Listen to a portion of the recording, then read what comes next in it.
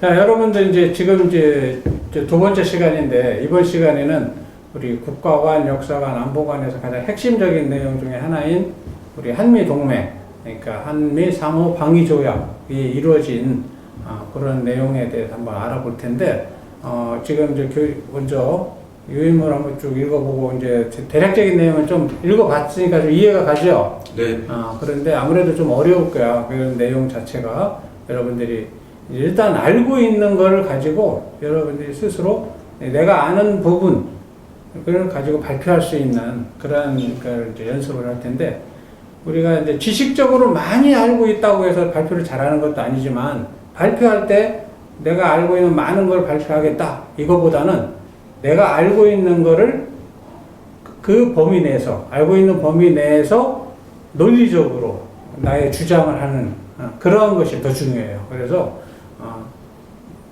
명확히 알고 있는 내용 가지고 자기 주장을 할 수 있도록 하는데, 이번에는 우리 1번 학생부터 한미 동맹에 대해서 본인이 그걸 읽고 이해한 그 범위 내에서 한번 발표를 하는 게, 한미 동맹이 어떻게 생겼고 그게 어떤 영향을 미쳤고 또 우리나라 안보에 어느 정도 중요성이 있는지 본인이 아는 대로 한번 얘기해 봐요. 부담 없이 한번.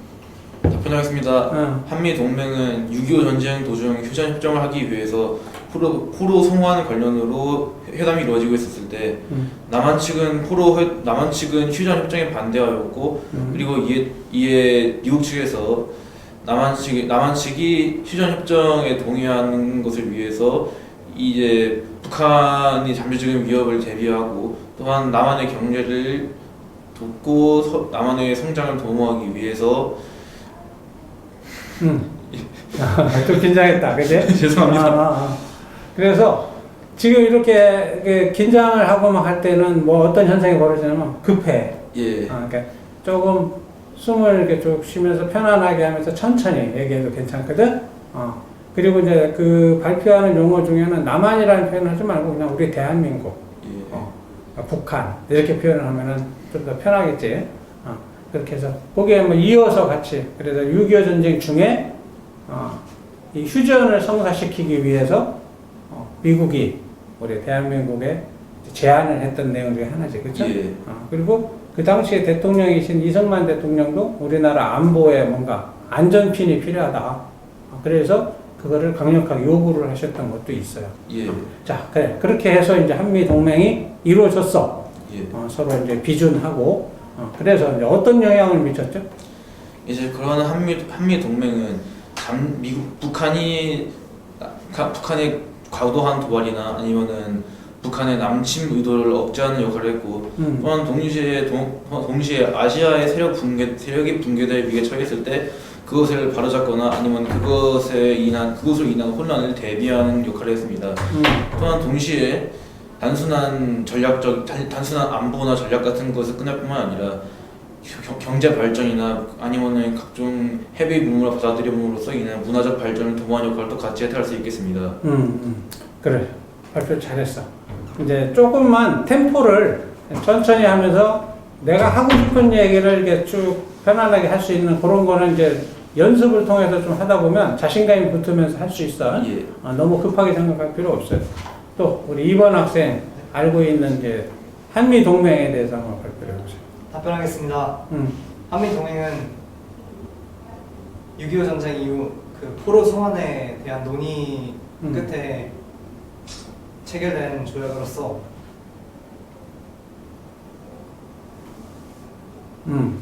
갑자기 생각이 잘 안 나지? 원래 현장에 가면은 이렇게 막 그 어색한 분위기 속에서 하게 되면 생각이 안 날 때도 있어. 갑자기 머릿속이 하얘진다고 그러잖아. 예. 이제 그런 경험을 지금 미리 하는 게 더 좋지. 그래서 이러한 내용을 발표를 할 때는 물론 이제 다 외워서 하는 것도 좋겠지만, 그거보다는 전체적인 맥락을 먼저 이해를 해야 돼. 이해를 한 가운데 그 당시 전쟁이 이루어졌어. 전쟁이 퍼져서 6.25 전쟁 간에 상호 간에 피해가 많이 발생이 된 상태에서 미국은 2차 대전에서도 많은 피해를 입은 상태에서 또 6.25 전쟁에서 약 35,000명 정도의 미군이 와서 전사를 했거든. 미국에 있는 많은 그 국민들은 더 이상의 피해를 원하지 않아. 그러니까 어떻게 해야 돼? 휴전을 해야 돼. 그래서 더 이상 피해를 생기지 않도록 하기 위해서 한국을 설득할 필요가 있었어요. 그래서 한국을 설득을 하려면 이승만 대통령이 원하는 한반도에서 대한민국의 안전 보장을 어느 정도 미국이 같이 책임지는 형태의 그런 그 조약이 필요했다. 그것이 한미 상호 방위 조약이라는 개념이야. 근데 여러분들 상식적으로 그 당시에 세계 최강국이 어디예요? 사실 미국. 미국이야. 근데 그 당시에 세계에서 가장 못 사는 나라가 어디예요? 대한민국이야. 그럼 세계 최강국이 세계에서 가장 못 사는 대한민국과 상호 안보 방위 조약이라는 걸 맺는 거야. 이거 뭔가 미국 입장에서는 달가워하지 않겠죠. 네. 그렇지만 그것을 맺음으로써 결국 누가 혜택을 봤어요? 우리 대한민국이 혜택을 본 거지. 그래서 그 한미 상호 방위 조약이 맺어짐으로 해서 북한이 더 이상 전쟁을 일으킬 생각을 못 하는 거죠. 그게 전쟁 억제 효과가 생긴 거야. 그 다음에 두 번째로는 그 전쟁 억제 속에서 우리는 국방도 신경을 써야 되지만 경제 발전도 신경을 써야 되는 거야. 예. 근데 그 두 가지가 서로 상충해. 국방에 많은 노력을 하려면 경제 발전이 희생이 돼야 되고, 또 경제 발전을 많이 하려면 국방에 소홀히 할 수밖에 없는 그런 상황인데, 그 국방을 미국이 같이 우리와 함께 국가 방위를 갖다가 신경을 써주니까 그만큼 국방비에 써야 될 돈을 절약을 해서 우리 경제 발전에 투자를 할 수가 있었던 여건이 된 거예요. 그래서 그 당시에 경부 고속도로, 또 포항제철 이런 중화학공업도 발전시키면서 우리 국가 발전을 이룰 수가 있었던 그런 조건이 되는 거지. 네. 그리고 이제 거기서 더 나아가서 한반도에 주한미군이 주둔하고 있다는 거는 전 세계적으로 한반도에서 더 이상 이제 전쟁이 일어날 확률이 별로 없다라고 판단하기 때문에 다른 나라의 많은 투자자들은 대한민국에 안심하고 투자할 수 있는 여건을 조성을 해주는 거죠. 그래서 우리나라가 경제 발전을 하는데 아주 큰 역할을 했다. 그것이 무슨 조약? 한미 상호 방위 조약. 그것으로 해서 우리나라가 이제 많은 부분이 있어요. 그런데 지금 보면은 그것을 약간 폄훼하려고 하는 사람들은 어떤 표현을 하냐면, 우리가 왜 미국의 속국이냐? 우리가 왜 미국한테 끌려다니느냐? 뭐 이런 식으로 표현을 해요. 그런데 그거는 엄격히 얘기하면 그렇지 않아. 우리나라도 우리나라의 안보적인 이익을 위해서 미국을 잘 활용하는 것일 뿐이야. 우리가 미국에 끌려다니면서 뭐 미국한테 뭐 어떻게 해준 게 없어. 그 뒤에 이제 나중에 시간이 지난 다음에 한미 주둔군 협의를 해가지고 거기에 우리가 일정 부분 미군이 주둔하는 데 따른 일정 부분의 비용 부담은 우리가 해요. 그거는 상호 동등한 입장에서 협상을 해가지고 하는 거기 때문에 우리가 미국에게 어떻게 끌려다니거나 좀 뭐 미국한테 저자세로 이렇게 하는 부분은 없다. 알겠죠? 네. 그래. 그렇게 여러분들이 이해를 하고 한미 동맹에 대해서 이해를 하면 된다. 알았죠? 네. 원장님, 자, 이제 한미 동맹은 여기까지 하고 그 다음에 이제 우리는 리더십 분야에 대해서 이제 생각을 하게 될 텐데, 리더십이라는 게 무엇인가? 여러분들 이제 리더십이라고 얘기는 많이 들었는데, 지금까지 이제 학교를 다니면서 어떻게 보면 리더십이라는 개념이 굉장히 생소할 수가 있어요. 그런데 이런 리더십을 어렵게 생각하지 말고 평상시에 여러분들이 생활 속에서 찾아보자 이거죠. 그러면 우리가 학교에서 다니면서 학생회 활동이라든지 또는 동아리 활동이라든지 아니면 뭐 체육회 활동, 뭐 각종 무슨 활동이든지 조그마한 활동을 하면은 그 활동을 할 때는 항상 어떤 목표와 목적이라는 게 있어요. 그쵸? 뭐 축구 시합을 하더라도 이기고 싶은 게 당연한 거잖아. 경기니까. 그렇죠? 예. 그럼 경기에서 이기려면 어떻게 해야 돼? 이기고자 하는 그런 동기를 우리 선수들한테 다 부여를 해서 선수들이 다 같이 똘똘 뭉쳐서 연습도 하고 준비도 하고 해가지고 경기를 해서 이겨야 되는 거잖아. 그쵸? 네. 이제 그런 거를 우리가 리더십에서 생각을 해볼 수가 있는 거죠. 그러면 여러분들이 그러한 그 축구 경기에서 어떤 주장이라는 역할을 맡았다. 그럼 주장으로서 리더로서 어떤 역할을 해야 될까요? 포지션별로 적재적소에 사람을 배치를 해야 되고, 그리고 이 사람들이 자기의 능력을 제대로 발휘할 수 있도록 동기부여를 해서 연습도 하고 그러면서 능력을 충분히 발휘할 수 있도록 하고, 그러면서 서로 유기적으로 협조를 하게 해서 결국은 최종적으로 경기에서 좋은 성과를 내서 이기도록 하는 거. 그러면 그게 리더의 역할을 다 하는 거죠. 그죠? 예. 그러니까 리더가 하는 역할은 그거야. 첫 번째, 목표를 제시를 해야 돼. 공동의 목표. 그 다음에 두 번째는 뭐야? 이 구성원들이 자발적으로 참여할 수 있도록 동기를 부여해야 돼. 그래서 세 번째는 동기부여한 이 사람들이 다 같이 합심해서 목표를 달성하기 위한 노력을 결집을 시켜야 돼. 그리고 나서 나중에 최종적으로 그 결과에 대해서 잘 된 건 잘 된 거대로, 잘 되지 않았으면 잘 되지 않은 걸 그대로 다시 잘 분석을 해서 향후 더 좋은 결과가 나올 수 있도록 하는 거. 이게 리더의 역할이고 그게 리더십이다.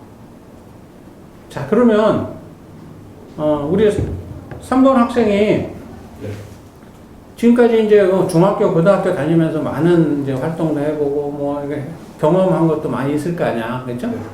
그러면 이러한 그 리더십에 부응하는 어떤 활동을 한 경험이 있나? 저는 중학교 때부터 축구 경기를 하는 것을 좋아해가지고. 축구. 네. 그러면 축구를 할 때 이제 본인이 이제 주도적으로 이제 다 이제 해서 이제 한 거야? 네, 다른 반과 시합할 때도 주장을 해서. 네. 그럼 그 경험을 가지고 한번 얘기를 한번 해봐요. 어떤 그 좋은 경험이 있는지. 처음에는 단순히 제가 축구를 많이 좋아해서 떠올려진 주장의 직책이었는데 하다 보니 책임감도 생겨가지고 그 친구들에게 이 경기에서 이겨야 할 이유나 동기 같은 거를 이제 부여하고, 그리고 못했을 때도 북돋아주고 격려해주면서 우리 팀 자체의 분위기를 올리는 경험을 했던 적이 있었는데 이게 단순히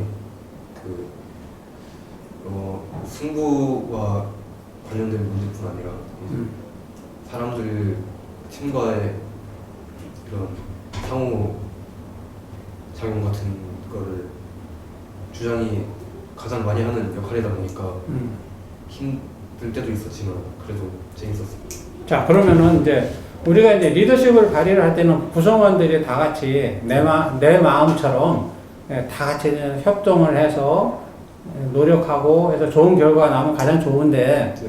항상 그 속에는 어떤 갈등이 존재를 해. 그렇죠. 어떤 사람은 열심히 하는 사람이 있고 어떤 그렇지 않은 사람이 있고 막 그런단 말이지, 그렇지? 네. 그런 첫 번째 목표를 제시를 할 때 많은 친구들은 그래 우리 한번 공차서 축구 시합에서 한번 이겨보자. 네. 그래가지고 목표 설정은 쉬워, 그렇죠? 목표 설정을 했어. 그러면 이제 그걸 설정을 해서 이기기 위한 노력을 하면 연습도 하고 뭐 해야 되잖아. 그렇죠. 그러면 어떤 시간을 정해놓고 모여서 연습을 하기로 했는데 그 시간에 다 총알같이 다 나와? 그렇진 않습니다. 그렇지 않잖아. 어떤 사람은 다 자기 사정이 있고 어떤 문제가 있고 막 그럴 때마다 그럼 그걸 어떻게 조율을 했는지, 가장 효율적인 방법이 무엇인지 이제 이런 거 고민하는 거야, 리더는. 그러면 이제 축구 11명이 하잖아. 그렇습니다. 11명이 하는데 11명이 다 이제 언젠가 한번 모여서 이제 그러니까 너는 골키퍼 해라 뭐 이런 식으로 해서 역할을 분담하고, 네. 그리고 그 역할에 맞게 자기 그 연습도 하고 개인 연습도 하지만 다 같이 연습도 해야 되잖아, 그렇죠? 그렇죠. 근데 다 같이 연습했는데 못 오는 사람도 있을 거 아니야. 그렇습니다. 그런 사람들을 어떻게 설득했어? 그런 사람들을 위해서 항상 같은 훈련을 하는 게 아니고 인원에 맞는 적절한 훈련 패션 같은 거를 구상한 다음에 파트. 네, 포지션별로 구성이 되어 있습니다. 그러니까 빈 포지션을 메꾸기 위한 그런 개별의 음. 훈련을 진행해서 음.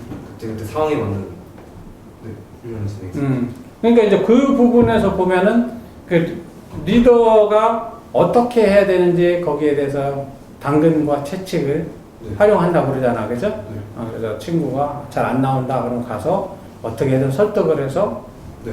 나올 수 있게 이렇게 유도도 해야 되고, 또 말 안 듣고 막 그러면 너 안 나오면 다른 친구로 이렇게 대체할 거야? 뭐 이런 식으로 했으면 네. 그러면 또 그 친구가 또 아니야, 내가 나가서 열심히 할게 하는 식으로 해서 그러한 갈등을 잘 이렇게 조절을 해가지고 나중에 경기에 나가서 이길 수 있도록 최종적으로 연습을 하는 거. 네. 그러한 부분이 리더가 이제 해야 되는 부분이고, 그걸 이제 그런 소중한 경험이 여러분들에게 이제 어떠한 것이 있느냐 하는 것을 여러분들이 잘 정리를 해서 발표를 할 수가 있어야 되는 거야. 이제 그것이 작지만 여러분들의 수준에서 리더십을 발휘한 경험이 되는 거죠. 알았죠?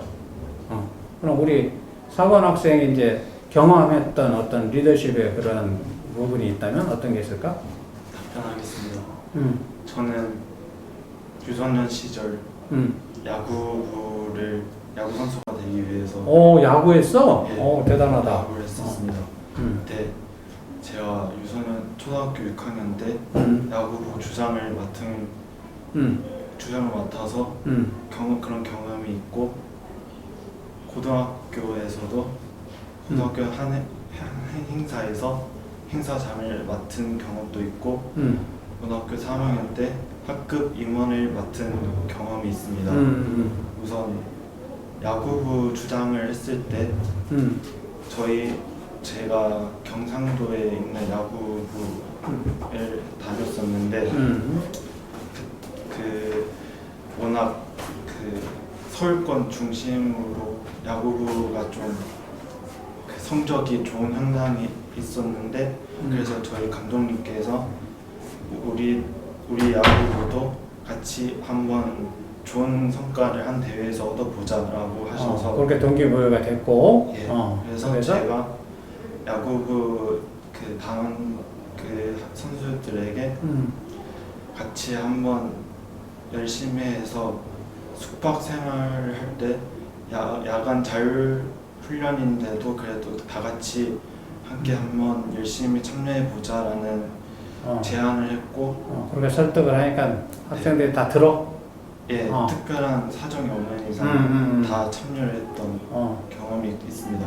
그래서 3달 뒤에 열렸던 야구 대회에서 경상도권 팀 최초로 그 8강에 진출한 경험이 있습니다. 좋은 성과를 냈었네, 그렇지? 예.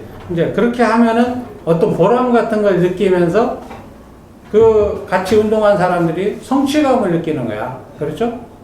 그런 성취감을 극대화시켜주는 게 또 리더의 역할이고, 그래서 이번에 이만큼의 성취감을 이렇게 가졌다면 자신감이 생기면서 그 다음에 그게 승화돼서 또 다른 일을 할 때 그게 또 원동력이 돼서 더 큰 일을 할 수가 있는 거지.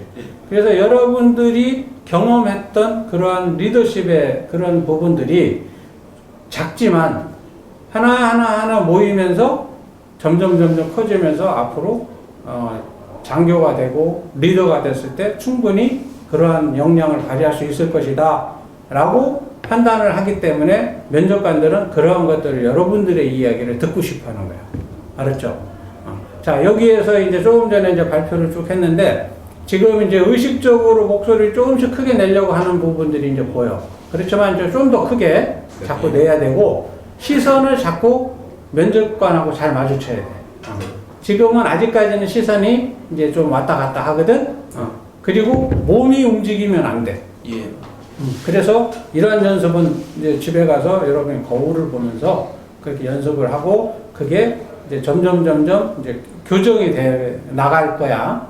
그러면서 나하고 같이 이제 지금 첫 시간이지만 계속 하다 보면 이제 나중에 여러분들이 스스로 이제 내가 이만큼 좀 성장하고 있구나라는 걸 느낄 수 있을 정도가 되고, 그 다음에 현장에 가서 면접을 할 때 자신감을 가지고 면접을 잘 치를 수 있을 것이다.